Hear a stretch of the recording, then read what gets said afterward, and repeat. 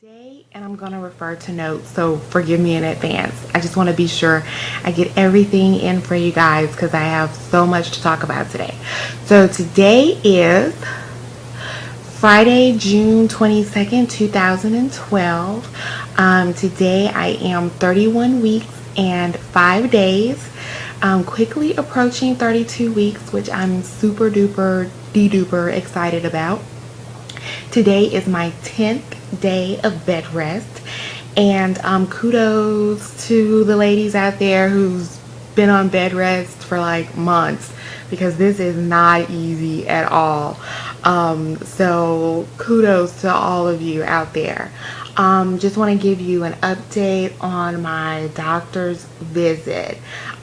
It went really well. First of all, I was happy to see sunlight and cars and neighbors and people walking around, and I'm like, okay, it's not the Twilight Zone. I'm super excited. It's not just me and my husband and my daughter on the planet. We did the sonogram, and he did the sono on the outside of my womb, and he also did the transvaginal sonogram, which is, when they use the wand and insert it in the vagina to get a good picture of the cervix and stuff. So when he did the external sonogram, fluid levels, remember like a couple of weeks ago, they were like 9.1 or something like that. Now they're like 10 something. So I'm really excited about that. That means my amniotic fluid levels have actually increased. So I'm just really going to stick with drinking lots of fluids and things of that nature.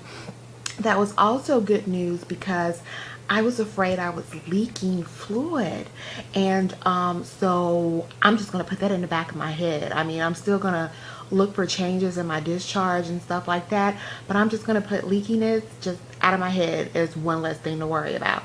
Fluid levels went up. That was a good thing. The baby is head down.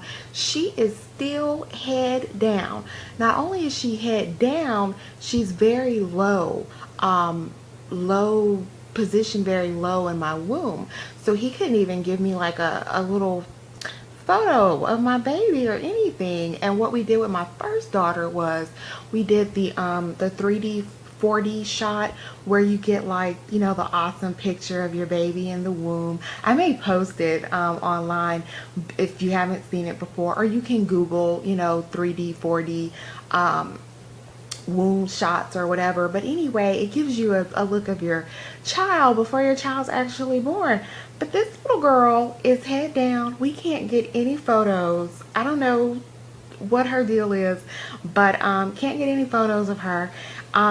She's very low in the womb. That's the point that I wanted to make. My cervix did change. It was 1.79 on the first visit, which is why they put me on bed rest.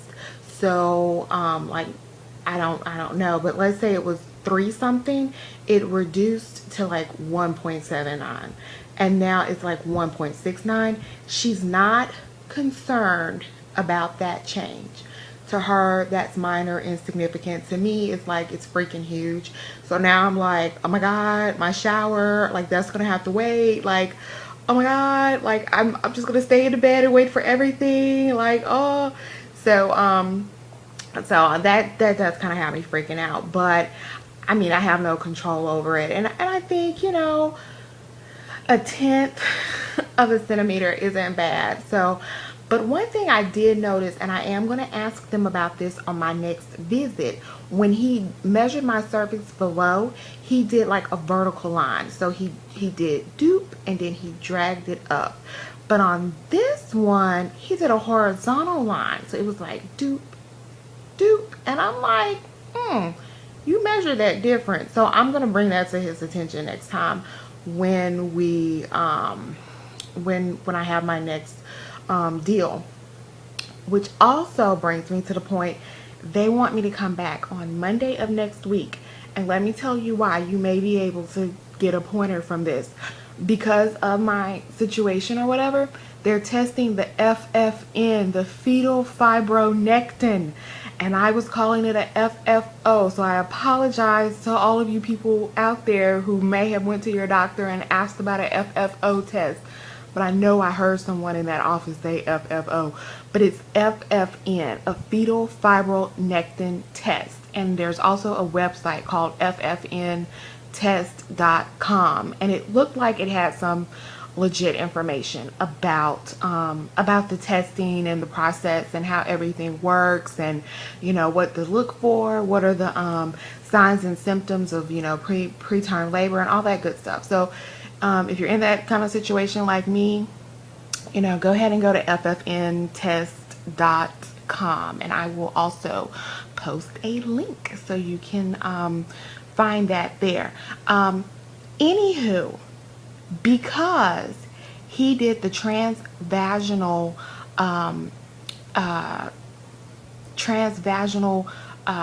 sono on me, they could not do the FFN because nothing can be in your vagina within 24 hours of doing the test. So they want me to come back on Monday. Sometimes I can be a hard head. She told me the FFN should last about 2 weeks. Like they would test me every 2 weeks. Why she wants to test me next week, I don't know. But I will call the office and follow up with them and check on that. Regardless, it's always best to follow your doctor's orders, and it's always best to follow what they suggest. And I'm going to call them and ask questions. When all else fails, you ask questions. That's super duper duper important. And I am by no means a professional. I'm just a woman on bed rest who's going through this, probably like most of you are going through this. But anyway, that was my deal with the FFN. They couldn't do it today because I had already had the transvaginal sonogram. So if you are going to the office and they call you in for the sono, you ask them, am I having an FFN today? Because if I am, you don't need to put that inside of me, So just be sure that both ends are communicating, and that and it doesn't, throw a glitch or something in your schedule and your plan. So I'm going to check my notes. Let me see. Yes. The baby weight is about 4.5 pounds. Heartbeat was good and strong. So right now, healthy, happy baby. Baby's doing what baby is supposed to do. I'm a little off that she's head down right now.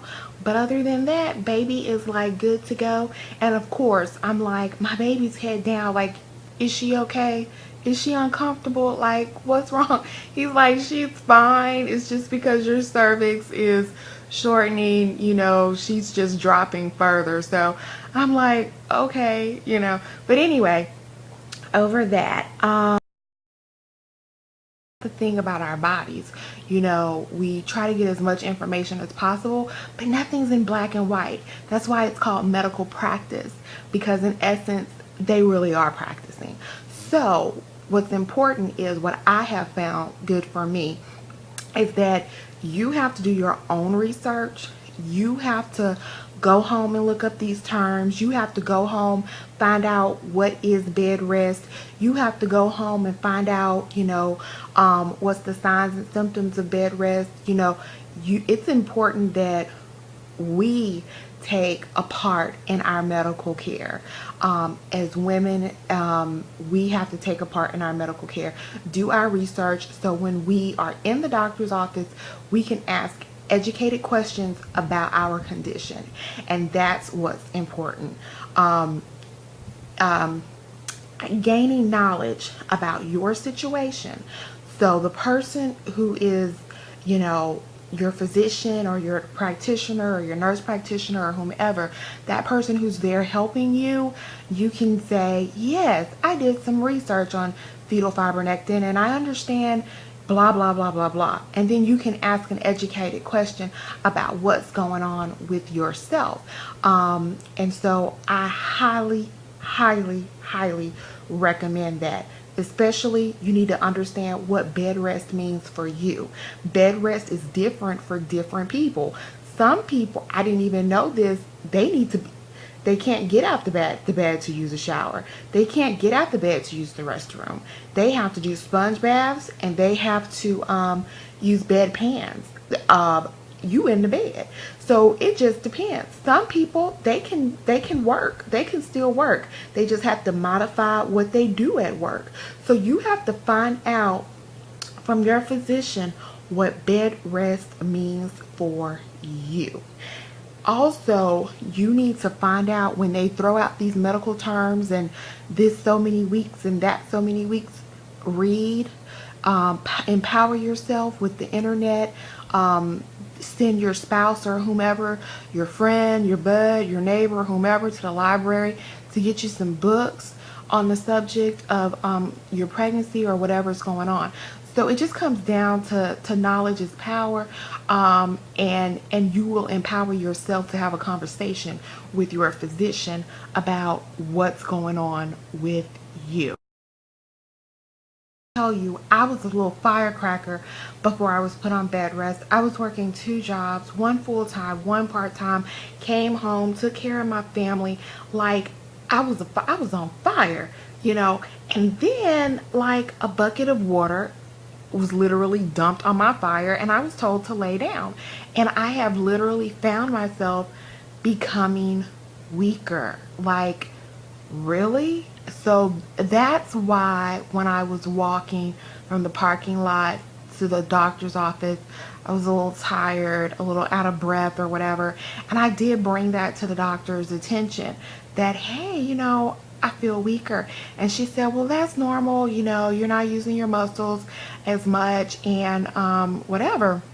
So I'm going to do some research on that. I'm going to empower myself and see what I can find out about additional signs and symptoms of bed rest. Another thing is soreness. I am sore. My back gets sore. My legs get sore. My hips get sore. My feet try to cramp. My legs try to cramp.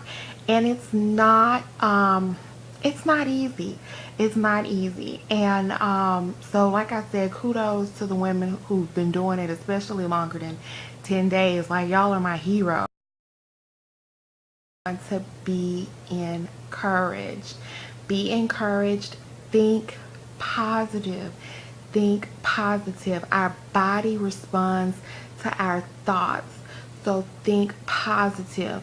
If you create a sense of worry and stress, that comes down, and it comes down on your body, and it affects your body and all that good stuff.